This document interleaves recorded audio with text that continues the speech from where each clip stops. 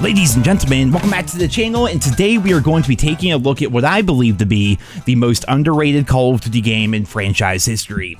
In the last 20 years, we've been on an absolute roller coaster when it comes to this series, but 6 years ago today, Treyarch released a game that seemed to have the community mixed. I mean, Black Ops was back, but Specialist returned. It was set in the near future, somewhere between Black Ops 2 and Black Ops 3, and it also brought with it a number of controversies, which we will be discussing in this video. Despite all of this, I put a ton of time into Black Ops 4. Across multiplayer, zombies, and the then new Blackout Battle Royale mode, I logged in over 25 days of playtime, which for context surrounding that, I barely put in 10 days of playtime into the more recent COD titles thanks to skill-based matchmaking, and that's why I believe at its core, Black Ops 4 is the last classic Call of Duty title. That might sound weird given the fact that the game had specialists and extra abilities, but hear me out on this.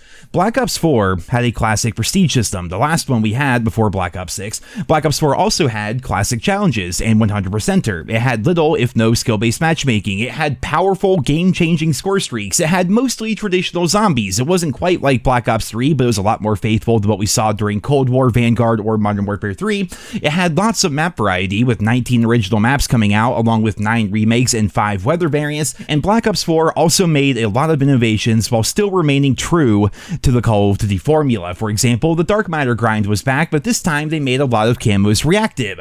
Throughout a match, Dark Matter would evolve and change its appearance, and the same was true of the Diamond camo. Through challenges, events, and battle passes, lots of reactive camos could be earned for free. Sledgehammer Games recently did a really good job with free animated camos in Modern Warfare 3, but what we saw back in 2018 was really revolutionary for the time. I'm surprised that the idea of reactive camos was never really expanded upon again after this game. It was such a great feature, and the fact that pretty much all of these were earnable was just an added bonus. When it came to Black Ops 4, it was a game that had nearly endless progression, which might actually turn some players off. There's something to be said about having a definitive end goal to work towards, but that's just the thing. Your goals are what you choose them to be.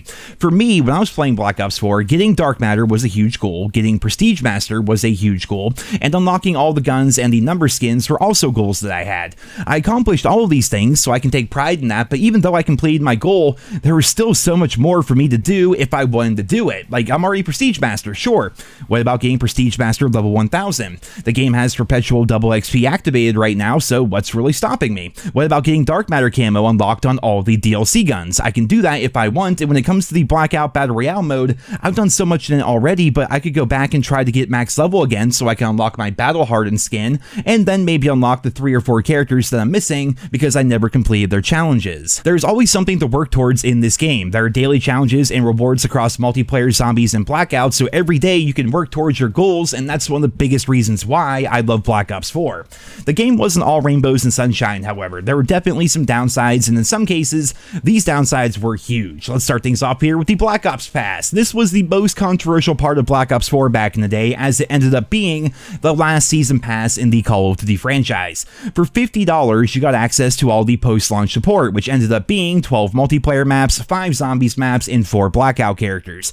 Essentially, if you wanted post-launch content in this game outside the free battle passes and the new guns that were in supply drops, you needed to buy this $50 pass on top of the $60 you spent to get the game in the first place. Thankfully, this was the last time we ever saw a season pass in the Call of Duty franchise, but I would be remiss if I did not mention it because leading up to the launch of Black Ops 4, pretty much every other video I made was about the Black Ops Pass. That's how big of a deal it was back in 2018. There's also the lack of a dedicated campaign and a real definitive single-player mode. This turned off a lot of fans, but I'm just gonna be completely honest with you guys, I didn't really care at all. Black Ops 3 barely had a campaign, and not having one for Black Ops 4 didn't really bother me. In fact, I was kind of happy because all that time, effort, and those resources ended up being put into multiplayer, zombies, and Blackout, which realistically, that's what most people play COD for. I know some fans really love the campaign in the Call of Duty franchise, but it's usually something you play once. You beat it, takes you 4 to 6 hours, and that's pretty much it. Some of you may achievement hunt in the campaign, or maybe you replay it a couple of times, but I feel like for a lot of people,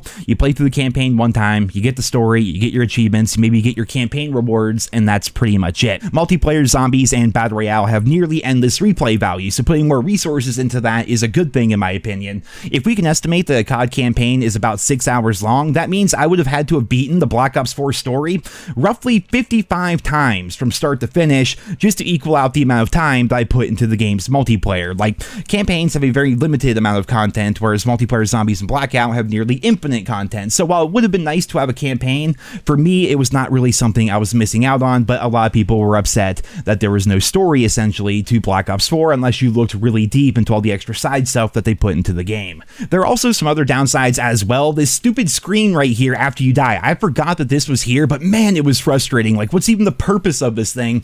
The Fog of War minimap style was a weird choice, and of course, supply drops were in the game.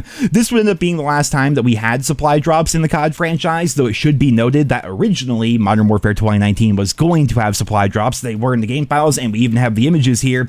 While supply drops have been discussed to death, I would like to say that I do miss them in a lot of ways. They were completely terrible in the sense that a lot of the time, post-launch weapons were locked in supply drops, therefore you had to get lucky to unlock new guns. That was freaking horrible, but they were also great in the sense that you got a ton of post-launch content for free by playing the game. At the end of the Black Ops 4 lifecycle, they made so you could exchange 50 supply drops for any gun or mastercraft in the game, and thanks to this, I unlocked everything for free. There were also countless specialist skins, weapon camos, weapon charms, and other cosmetics that I unlocked for free over the course of this game's lifecycle, and that's what I miss about the system. We had full battle passes that were free, and then we got showered in supply drops by playing the game and doing challenges, and this just really added to that feeling of perpetual progression. Newer CODs are nice because we don't have to rely on luck to get new guns, season passes are gone, and post-launch maps are free, but when it comes to fun cosmetics and new stuff to unlock, that's all pretty much behind a paywall or in the shop now. Things are on the paid battle pass, they are paid bundles now. There are occasionally some things you can unlock for free via events. Again, Sledgehammer Games killed it with Modern Warfare 3 this year,